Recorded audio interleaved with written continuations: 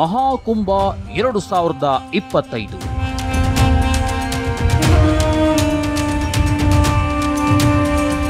ಮಹಿಳಾ ನಾಗಸಾಧುಗಳು ಇಲ್ಲದೆ ಈ ಕುಂಭ ಪರಿಪೂರ್ಣವಾಗೋದಿಲ್ವಾ?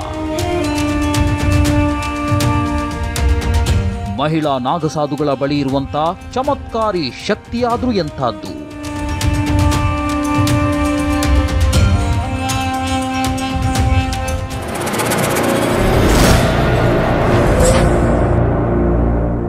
ನಿಮಗೆಲ್ಲ ಪುರುಷ ನಾಗಸಾಧುಗಳ ಬಗ್ಗೆ ಗೊತ್ತೇ ಇದೆ. ಆದರೆ ಮಹಿಳಾ ನಾಗಸಾಧುಗಳ ಹೆಸರು ಹೇಳೋದಕ್ಕೂ ಕೂಡ ಜನ ಭಯ ಬೀಳ್ತಾರೆ. ಯಾಕಂದ್ರೆ ಮಹಿಳಾ ನಾಗಸಾಧುಗಳು ತಮ್ಮ ಅದ್ಭುತ ಶಕ್ತಿಯನ್ನ ತುಂಬಾನೇ ಗುಪ್ತವಾಗಿ ಇಟ್ಟಿರ್ತಾರೆ. ಕೇವಲ ಈಶ್ವರನ ಜೊತೆ ಸಂಪರ್ಕ ಮಾಡುವುದಕ್ಕೆ ಮಾತ್ರ ಮಹಿಳಾ ನಾಗಸಾಧುಗಳು ಆ ಶಕ್ತಿಯನ್ನ ಬಳಸ್ತಾರೆ. ಇದೇ ಕಾರಣಕ್ಕೆ ಜನರಿಗೆ ಮಹಿಳಾ ನಾಗಸಾಧುಗಳ ಬಗ್ಗೆ ಅಷ್ಟಾಗಿ ಗೊತ್ತಿಲ್ಲ. ಆದರೆ ಈ ವಿಡಿಯೋದಲ್ಲಿ ಮಹಿಳಾ ನಾಗಸಾಧುಗಳ ಬಗ್ಗೆ ಸಂಪೂರ್ಣ ಮಾಹಿತಿಯನ್ನ ನಾವು ತಿಳಿಸ್ತೀವಿ. ವಿಡಿಯೋವನ್ನ ಕೊನೆ ತನಕ ಮಿಸ್ ಮಾಡದೆ ನೋಡಿ.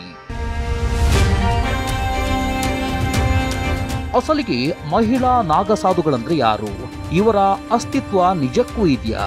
ಅಥವಾ ಮಹಿಳಾ ಸಾಧುಗಳು ಪುಸ್ತಕ ಮತ್ತು ಕಥೆಗಳಿಗೆ ಮಾತ್ರ ಜೀವಂತವಾಗಿದ್ದಾರಾ? ಪುರುಷ ಮಾತ್ರ ನಾಗಸಾಧುಗಳಾಗಬೇಕಾ?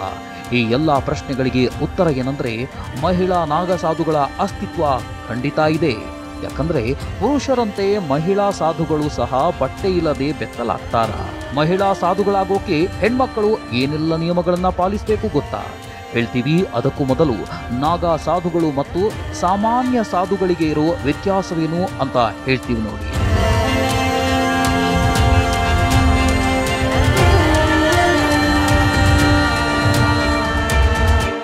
ನಾಗಸಾಧುಗಳಿಗೂ ಮತ್ತು ಸಾಧುಗಳಿಗೂ ತುಂಬಾನೇ ವ್ಯತ್ಯಾಸಗಳಿವೆ.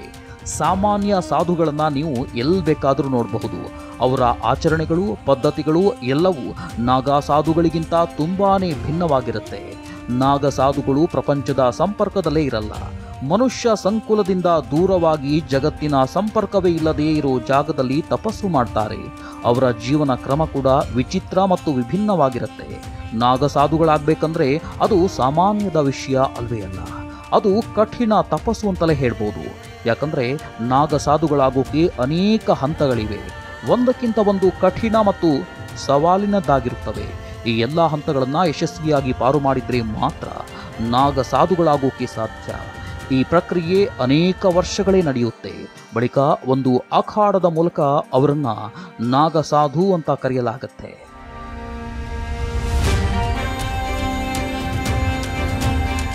ಎಲ್ಲದಕ್ಕಿಂತ ಮೊದಲ ಪ್ರಕ್ರಿಯೆ ಎಂದ್ರೆ ಆಡಿಷನ್. ನಾಗಸಾಧುವಾಗೋಕೆ ಬರೋ ವ್ಯಕ್ತಿಯ ಹಿನ್ನೆಲೆಯನ್ನ ಮೊದಲು ಪರಿಶೀಲನೆ ಮಾಡ್ತಾರೆ.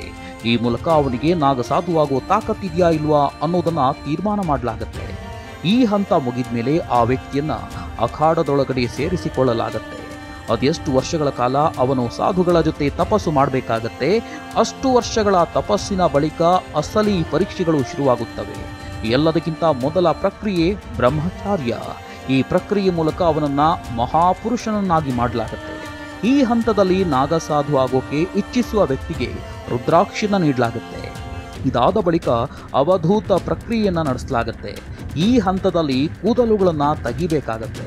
ತಲೆಯನ್ನ ಬೋಳಿಸಿ ತನಗೆ ತಾನೇ ಪಿಂಡದಾನವನ್ನ ಮಾಡಬೇಕು. ಈ ಮೂಲಕ ತನ್ನ ಪರಿವಾರ ಮತ್ತು ಜಗತ್ತಿನ ಸಂಕೋಲೆಗಳಿಂದ ಮುಕ್ತಿ ಪಡ್ಕೊಳ್ಬೇಕು. ಇದಾದ ಮೇಲೆ ಸಾಧನೆಯ ಮೂಲಕ ಭಗವಂತನಲ್ಲಿ ಲೀನವಾಗ್ಬಿಡ್ತಾರೆ. ಈ ಮೂರು ಪ್ರಕ್ರಿಯೆ ಬಳಿಕ ಅಖಾಡದಲ್ಲಿರುವ ಒಂದು ಕಂಬದ ಕೆಳಗೆ ಕಠಿಣಾತಿ ಕಠಿಣ ಪ್ರಕ್ರಿಯೆ ನಡೆಯುತ್ತೆ. ಇದೇ ಪ್ರಕ್ರಿಯೆ ಅನೇಕ ಆಚರಣೆಗಳನ್ನ ಪೂರ್ತಿ ಮಾಡಲಾಗುತ್ತೆ. ಇದರಲ್ಲಿ ಲಿಂಗ ಭಂಗವೂ ಕೂಡ ಸೇರಿರುತ್ತೆ. ಲಿಂಗವನ್ನ ಒಂದೊಂದು ರೀತಿಯಾಗಿ ನಿಷ್ಕ್ರಿಯಗೊಳಿಸಲಾಗುತ್ತೆ.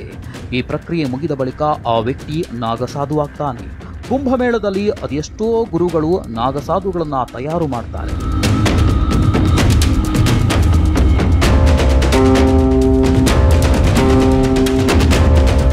ಇನ್ನು ಮಹಿಳಾ ನಾಗಸಾಧುಗಳ ಬಗ್ಗೆ ಹೇಳೋದಾದ್ರೆ, ಹೆಣ್ಣು ಮಕ್ಕಳು ಮಹಿಳಾ ನಾಗಸಾಧು ಆಗುವುದಕ್ಕೆ ಮೊದಲು 10 ರಿಂದ 15 ವರ್ಷಗಳ ತನಕ ಬ್ರಹ್ಮಚಾರ್ಯವನ್ನ ಪಾಲನೆ ಮಾಡಬೇಕಾಗತ್ತೆ.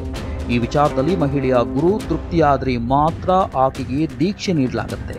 ನಾಗಸಾಧು ಆಗಬೇಕಾದ್ರೆ ದೃಢ ನಿರ್ಧಾರ ಮತ್ತು ಸನ್ಯಾಸಿ ಜೀವನವನ್ನ ನಡೆಸೋ ಪ್ರಬಲ ಇಚ್ಛೆ ಇರಬೇಕು. ಮಹಿಳಾ ಸಾಧು ಮಾಡುವುದಕ್ಕೆ ಮುನ್ನ ಅಖಾಡದ ಗುರುಗಳು ಮಹಿಳೆಯ ಪೂರ್ವ ಜನ್ಮ ಮತ್ತು ಆಕೆಯ ಪರಿವಾರದ ಹಿನ್ನೆಲೆ ಬಗ್ಗೆ ತಿಳ್ಕೊಳ್ತಾರೆ. ಇಲ್ಲೂ ಕೂಡ ಮಹಿಳೆಯರು ತಮಗೆ ತಾವೇ ಪಿಂಡದಾನ ಮಾಡಬೇಕಾಗತ್ತೆ, ತಲೆ ಬೋಳಿಸಬೇಕಾಗತ್ತೆ.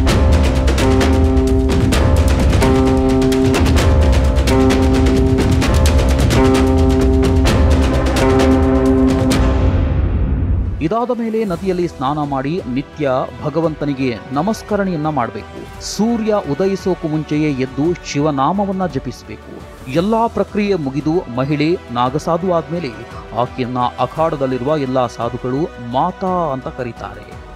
ಇನ್ನೊಂದು ವಿಚಾರ ಏನಂದ್ರೆ, ಮಹಿಳಾ ನಾಗಸಾಧುಗಳಿಗೆ ಪುರುಷರಂತೆ ನಗ್ನವಾಗಿರುವುದಕ್ಕೆ ಅವಕಾಶವಿಲ್ಲ. ದೇಹದ ಮೇಲೆ ಕೇಸರಿ ಬಟ್ಟೆಯನ್ನ ಧರಿಸಬೇಕು. ಚಳಿಯಾಗಲಿ ಮಳೆಯಾಗಲಿ ಯಾವುದೇ ಕಾಲವಾಗಿರಲಿ ಮಹಿಳಾ ನಾಗಸಾಧು ಇದೇ ಪೋಷಾಕಿನಲ್ಲೇ ಇರಬೇಕು. ತೀರ್ಥಗಳಲ್ಲೂ ಮಹಿಳೆಯರಿಗೆ ನಗ್ನವಾಗಿ ಸ್ನಾನ ಮಾಡೋದಕ್ಕೆ ಅನುಮತಿ ಇಲ್ಲ.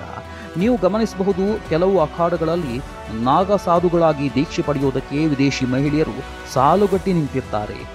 ಭಾರತ ಮಾತ್ರವಲ್ಲ, ಜರ್ಮನಿ, ಮಾಸ್ಕೋದಂತಹ ದೇಶಗಳಿಂದಲೂ ಅನೇಕ ಮಹಿಳೆಯರು ನಾಗಸಾಧುಗಳಾಗಿದ್ದಾರೆ. ಹಾಗಂತ ಇವರೆಲ್ಲ ಅನಕ್ಷರಸ್ಥರಲ್ಲ. ಓದಿ ಒಳ್ಳೊಳ್ಳೆ ಪದವಿಯಲ್ಲಿ ಇರೋ ಮಹಿಳೆಯರೇ ನಾಗಸಾಧುಗಳಾಗಿದ್ದಾರೆ. ಅಖಾಡದ ನಿಯಮಗಳ ಪ್ರಕಾರವೇ ಮಹಿಳಾ ನಾಗಸಾಧುಗಳು ಬಟ್ಟೆ ಧರಿಸಬೇಕು, ಶೃಂಗಾರ ಮಾಡ್ಕೊಳ್ಬೇಕು. ಅಚ್ಚರಿ ವಿಚಾರ ಅಂದ್ರೆ, ಈ ಮಹಿಳಾ ನಾಗಸಾಧುಗಳು ಕೇವಲ ಕುಂಭಮೇಳದಲ್ಲಿ ಮಾತ್ರ ಕಾಣಸಿಗ್ತಾರೆ. ಆದರೆ ಅಲ್ಲಿ ತನಕ ಇವರು ಎಲ್ಲಿ ವಾಸವಿರ್ತಾರೆ, ಹೇಗಿರ್ತಾರೆ ಅನ್ನೋದು ನಿಮಗೆಲ್ಲ ಗೊತ್ತಿರಲ್ಲ. ನಾಗಸಾಧುಗಳು ಸದಾಕಾಲ ತಪಸ್ಸಿನಲ್ಲಿ ಲೀನವಾಗಿರ್ತಾರೆ. ಸಾಧನೆಗಾಗಿ ಅಖಾಡವನ್ನ ತೊರೆದು ಗುಹೆ ಸೇರಿ ಅಲ್ಲಿಯೇ ತಪಸ್ಸನ್ನ ಮಾಡ್ತಾ ಕೂತು ಬಿಡ್ತಾರೆ. ಹಿಮಾಲಯದಂತಹ ಶಿಖರಗಳಲ್ಲಿ ಈ ನಾಗಸಾಧುಗಳು ತಪಸ್ಸಿಗೆ ಕೂರ್ತಾರೆ ಅಂತ ಹೇಳಲಾಗುತ್ತೆ.